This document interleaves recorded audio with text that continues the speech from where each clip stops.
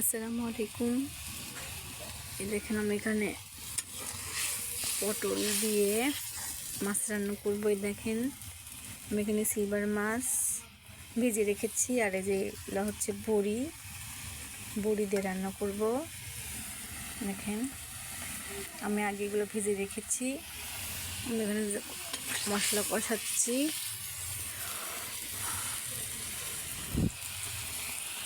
আমি যে মাছ দিয়ে দিয়েছি, বড়িও দিয়ে দিচ্ছি। আমি একটু কষিয়ে তারপরে ঝোল দিয়ে দিব।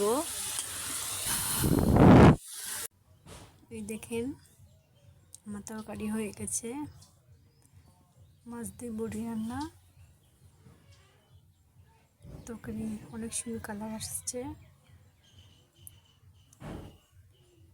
আর শীতের দিন তো বড়ির তরকারি খেতে অনেক ভালো লাগে। আসসালামু আলাইকুম, আজকে এই পর্যন্তই।